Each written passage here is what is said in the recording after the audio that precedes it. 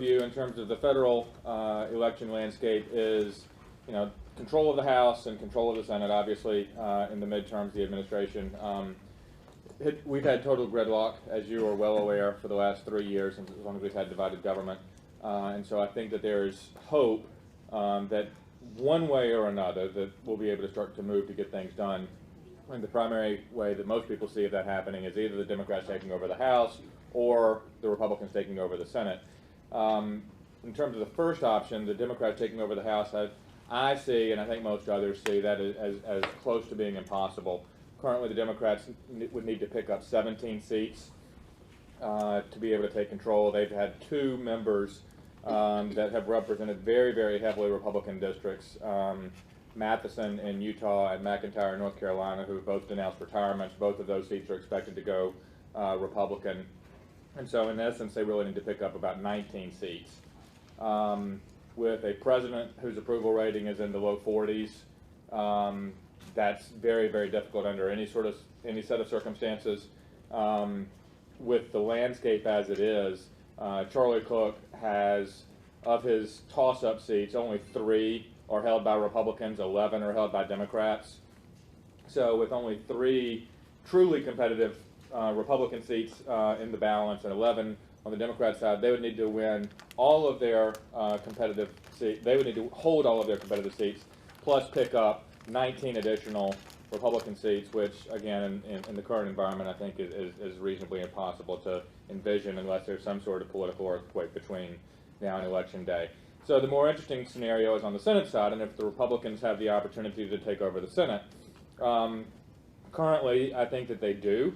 The numbers to remember on the Senate side, at least in terms of the Republicans having the opportunity to take over, are 3, 6, 9, and 12.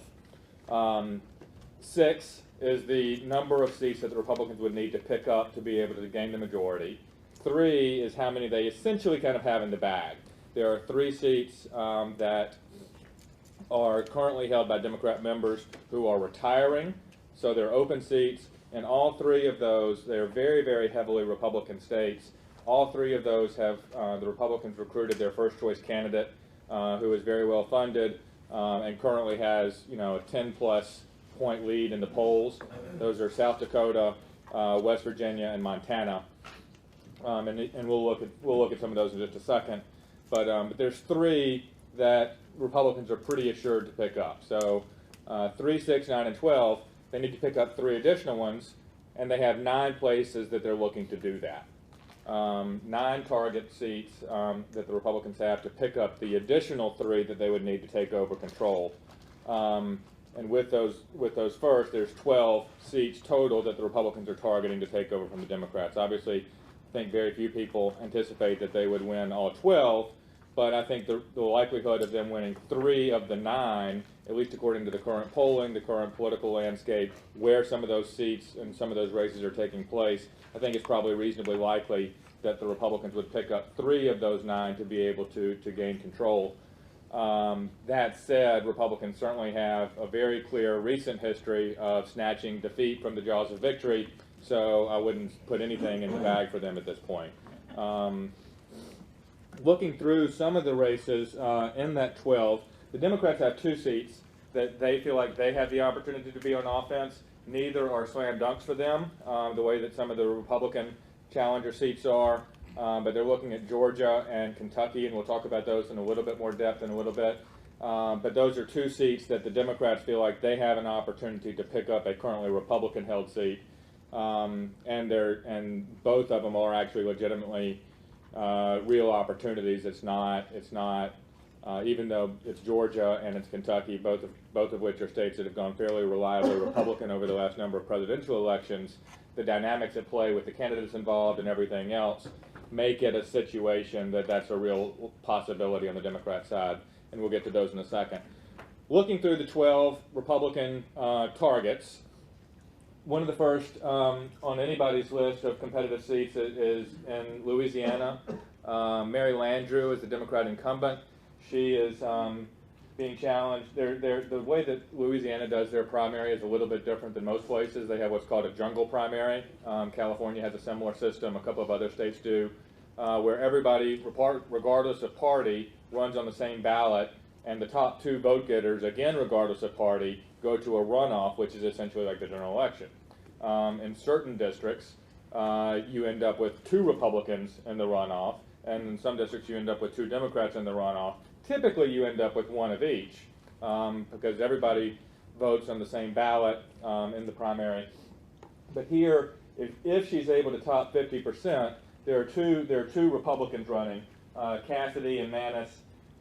If they were to split the Republican vote enough such that it was a 42% for Cassidy and some smaller amount for Manis, and Landrieu were able to get over 50%, then she would just automatically become reelected.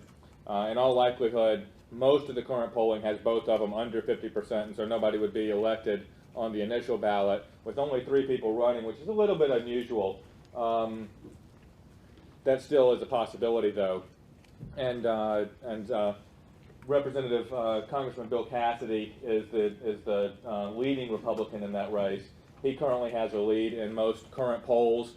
It is a situation where the business community is very, very split. Outside of Joe Manchin in West Virginia, Mary Landrieu is probably the most pro-business Democrat in the Senate.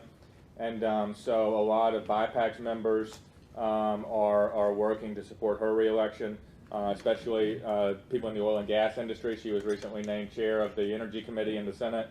And so you can imagine if you are BP or Exxon or Chevron or whoever else has oil and gas interests, you're not going to go against the sitting energy chairman, especially when it's somebody that you've had a pretty good relationship with over the years.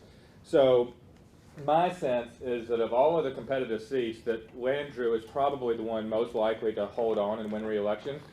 But it's a very heavily Republican state. Cassidy is leading in the polls at this point. Both of them are going to have plenty of money. There's going to be an enormous amount of outside spending on both sides. But that's going to be one of, in my opinion, probably the most competitive races, and probably one of the places that I see the Democrat having the best shot of holding on among some of the most competitive ones that we're going to talk about. The next one is Pryor in Arkansas, again another very heavily Republican state at the presidential level.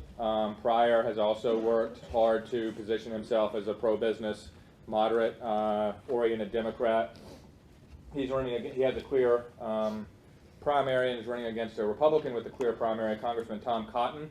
Again, there the business community is a little bit split.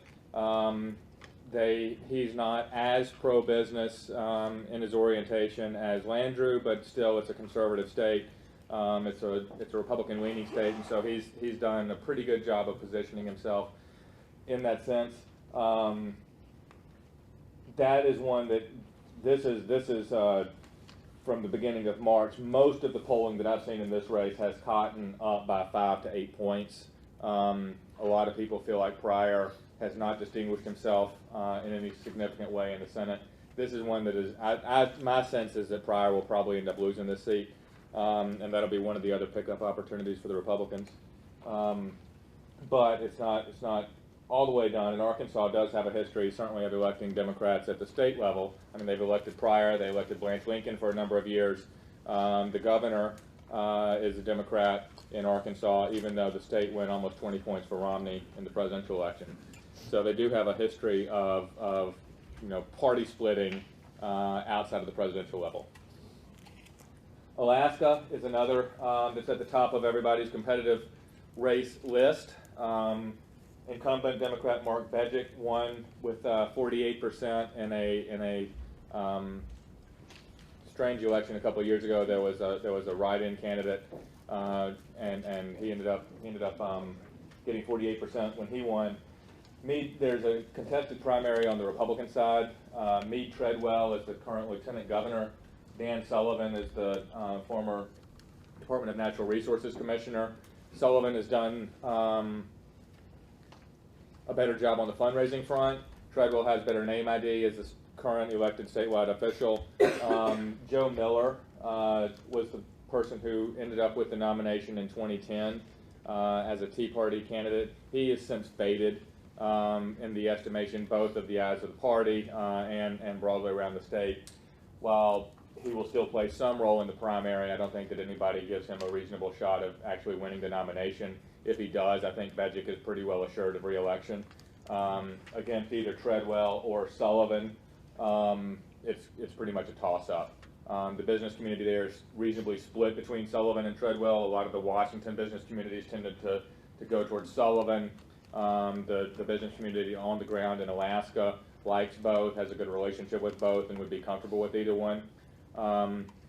BIPAC, meanwhile, again, because of the heavy oil and gas presence in Alaska, has worked hard to be friendly at least to that industry. So it's a competitive race. Most of the polling that I've seen in the primary has Treadwell and Sullivan tied, and then either one of them running against BIPAC is essentially a toss-up and tied at this point as well. Kay Hagan in North Carolina, the fourth state that went for Romney, that is being represented by an incumbent Democrat who's running for re-election. Tom Tillis is the Republican House Speaker there. BIPAC has gone ahead and endorsed Tillis at the recommendation of our state partner there, the North Carolina Chamber, and a number of our members who have substantial operations in that state. Tillis has not only been a friend and helpful to the business community, he's really sort of been a champion for them there, making sure that their bills get sponsored, making sure that they get through committee, that they get votes and those sorts of things. And so very, very strong proponent of the business community in North Carolina during his time as Speaker. Hagan, of those four members, Landrieu, Pryor, BIPAC, and Hagan has certainly been the least supportive of the business community of those four. The thing that works in her advantage in this case is that North Carolina is the most purple of the states, in which that's sort of a scenario that was still a Romney state represented by a Democrat. Her approval ratings are pretty low. The president's approval ratings in North Carolina are abysmal. And Tillis has a contested primary. Greg Bannon is a kind of Tea Party oriented physician in North Carolina. Most of the polling that I've seen there has Tillis 10 to 15 points ahead, so it's enough that you can feel okay about it. But in a southern state Republican primary, that's always something to be aware of. But I feel comfortable that Tillis will probably end up as the nominee, and if he does, my sense is that he'll probably win the general election as well. This is one of the slam dunk states for the Republicans, West Virginia, where Senator Rockefeller is retiring. Shellamore Capito is the current member of Congress there, running against Natalie Tennant, who is the Secretary of State. Capito is ahead by 10 to 15 points, depending on which poll you look at. She has a sterling business record in the House. It's a state that went for Romney by over 20 points, and especially some of the, and I'm sure you guys are as familiar with this as they are. Some of the administration's attacks on the coal industry play an enormous role there. So the president's approval ratings, are horrible in West Virginia, largely based on the coal issue, but some other things as well. It's a fairly culturally conservative state, even though they've had a history of electing some Democrats, such as Joe Manchin, like we mentioned, probably the most pro-business Democrat in the Senate. But this is one that, as an open seat, Capito has pretty much statewide name ID there. She's very well regarded in the state, and it's a good political landscape for her. Pretty confident that Capito is going to be the next senator there. And let's take a look at some of these other kind of groupings first. South Dakota, one of the other slam dunk states. Mike Rounds is the former governor, is the Republican candidate. He does have a primary with a couple of Tea Party oriented candidates, but is pretty comfortably ahead at this point, both in terms of name ID, in terms of fundraising, and any of the polling that's been out has him, a good solid 20, 25 points ahead in the primary battle. He's running against Rick Weiland, who is a former FEMA director. He had been an aide to Tom Daschle, former senator from there during Daschle's time in the Senate. And Rounds, as you can see, is up by about 20 points in the general election. Again, a Democrat-held seat that's now open, that is almost assuredly to go Republican unless there's some kind of a mess up there. Montana is the third that is pretty assuredly switching sides. Senator Baucus there retired. That's spelled incorrectly at the top. Forgive it. But he retired to become ambassador to China.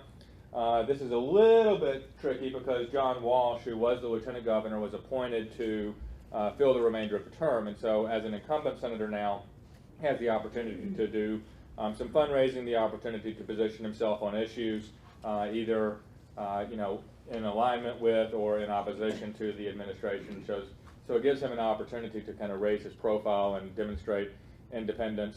Even still, Steve Daines, the U.S. congressman, Montana is a single congressional seat state, so he's been elected statewide already. Has a record that is well liked in the state. Had a pretty substantially. This is polling is from late January, but I haven't seen anything recently that's any significantly different. So in all likelihood, Steve Daines is going to graduate from the House to the Senate there in Montana. That's the third, sort of slam dunk seat for the Republicans.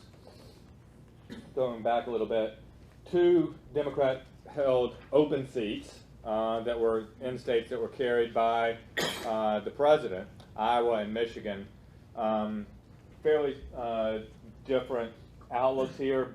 One thing about the Democrats at this cycle is they have been enormously disciplined in clearing primary fields for their chosen candidates. In none of these races that we're going to go through is there a seriously contested Democrat primary.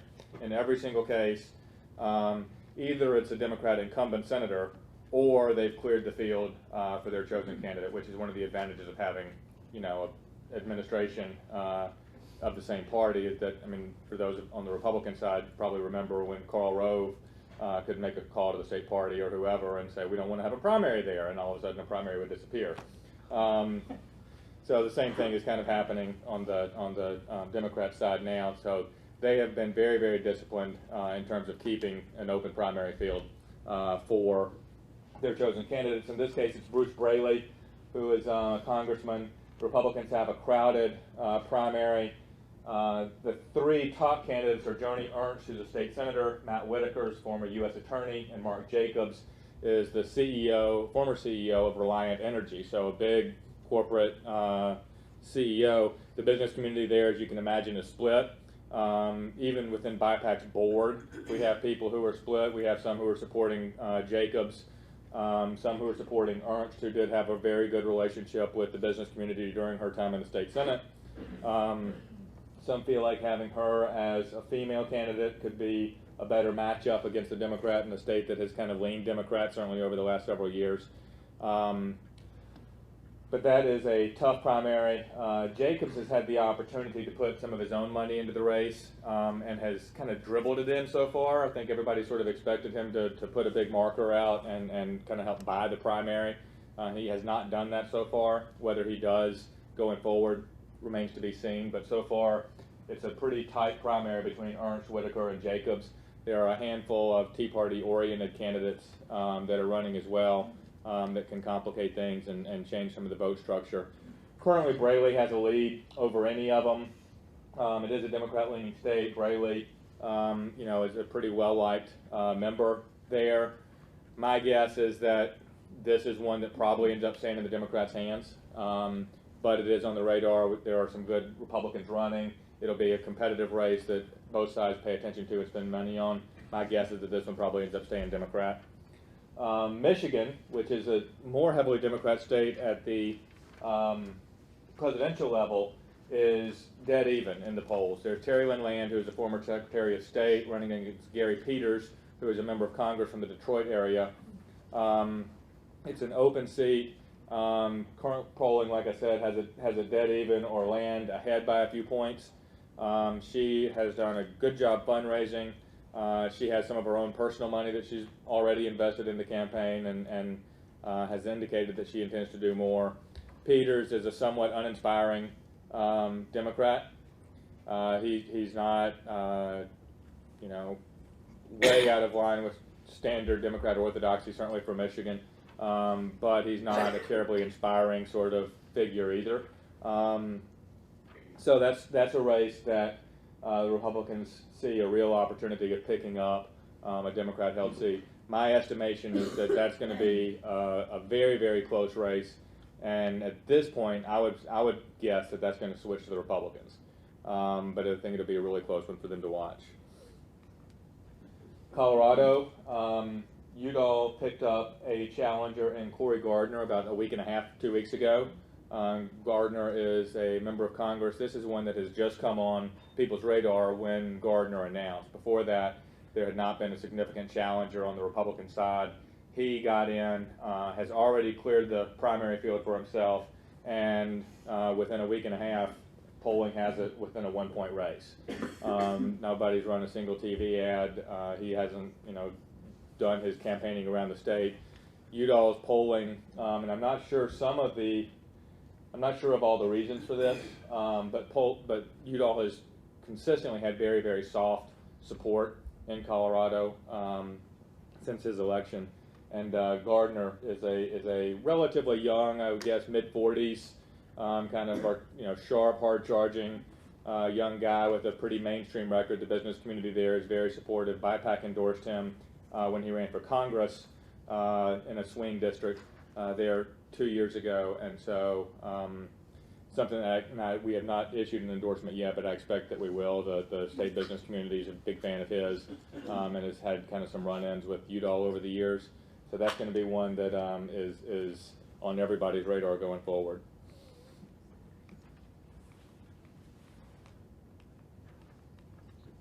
Which one am I missing?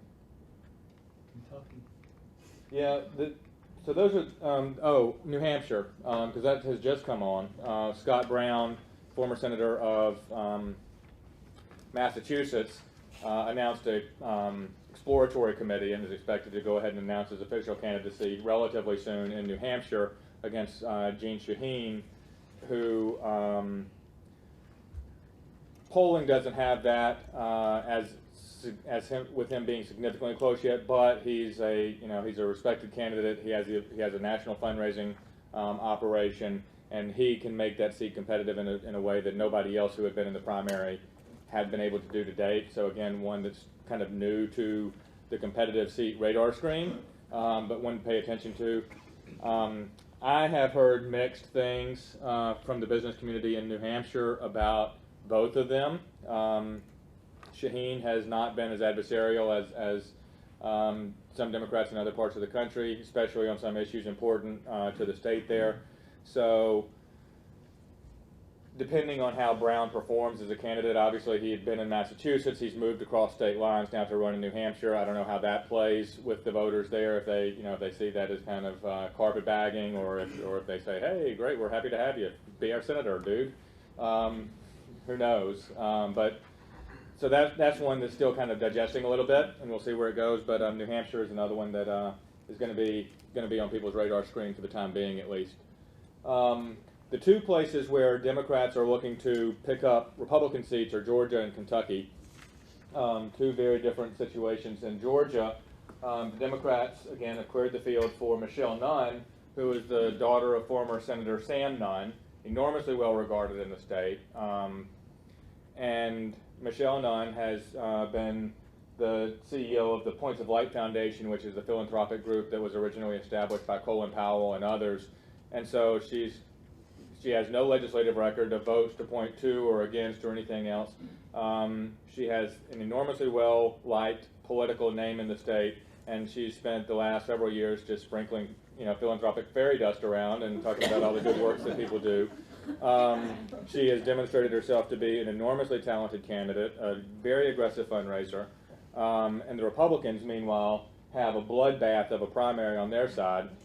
6 different candidates, 3 members of Congress, 1 self-funder CEO, and a former statewide official female candidate, Karen Handel, former Secretary of State, and saw some polling on this just this morning. Everybody is bunched within about 5 points of each other. And you can imagine there are ideological differences, there are geographic differences, Atlanta-based candidates versus South Georgia candidates, and Tea Party versus establishment, and business versus, insider Washington versus outsider, and there's all sorts of different things going on there. Has the opportunity to be really, really bloody. on the Republican side against a very, very talented Democrat opponent who, like I said, has a fantastic brand name in the state and has proven to be a very, very formidable candidate.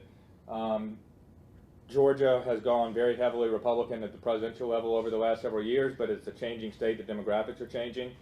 And it's a state that the Democrats have invested heavily in over the last couple of years, the way that they did in Virginia first to turn Virginia from a reliably Republican state into a purple state, and then they did the same thing in North Carolina. They're now doing that same work in Georgia. So a great deal of investment and infrastructure on the Democrats' part to identify and turn out voters there. And it may be just the perfect storm that the Democrats are able to pick up a seat in a fairly reliably Republican state based on the dynamics there. The other one that the Democrats have their eye on is in Kentucky with Mitch McConnell, the current Republican Senate leader, and he's running against Allison Lundgren Grimes, who is the Secretary of State.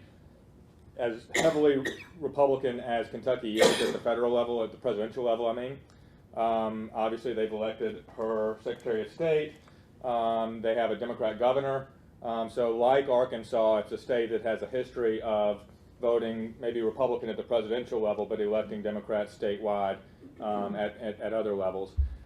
She, like Michelle Nunn, has demonstrated herself to be an enormously talented candidate. She's young, sharp, aggressive, smart, and the Secretary of State, again, sort of like Nunn, doesn't have a legislative record of votes that people can point to and pull apart one way or another. Meanwhile, McConnell is universally known, and he is the embodiment of Republicans in Congress, who, the last time I checked, had an approval rating in the low teens. And so the embodiment of the Republicans in Congress, which is not liked even by Republicans, is creating a real matchup. The polling in this has it dead even, and it's all about Mitch McConnell. Do you like him or do you not like him? And because you have a credible alternative, this is a race that is going to have an enormous amount of spending involved on both sides. Both sides are going to have enormous amounts of spending on behalf of the candidates, but also outside spending. And so it's the TV stations in Louisville and Lexington are going to be very, very happy at the end of 2014. So that's kind of the landscape as I see it. Like I said, on the Republican side to pick up, the numbers that they are looking at are 3, 6, 9, and 12. 6 seats to take over the majority in the Senate. 3 that they feel like they kind of have in the bag, and they need to pick up 3 of the additional 9 targets that they have, with 12 targets total. Democrats, meanwhile, have 2 that they feel like they have the opportunity to pick up, either of which truly could go their way, which would make the math on the Republican side of a pickup that much more difficult. So that's how we're kind of seeing it from where we sit. These, like I said, I mean, the situation continues to be very fluid. We've got an entire summer and fall to go through. The Republicans have demonstrated a strong history of shooting themselves in the foot over the last 2 election cycles. So who knows what's going to end up happening, but that's how I see things for right now. Questions for Bo? It is ironic that the Republicans could take over the Senate, but the leader could lose. Yeah. That's just a strange thing. McConnell also had the primary against a Tea Party fella whose race is being run by consultants out of Pennsylvania. Oh, really? And so far, he has not really caught on, but McConnell now has to fight a war on 2 fronts. That's true. Makes it harder and more possible. Questions for Bo? I was that thorough. Wow. You were commenting a little bit more, if you will, on the state of the feud between, let's call it the establishment business side of the Republican Party and Tea Party, outsider, insurgent, whatever you want to call the other side or other party. Well,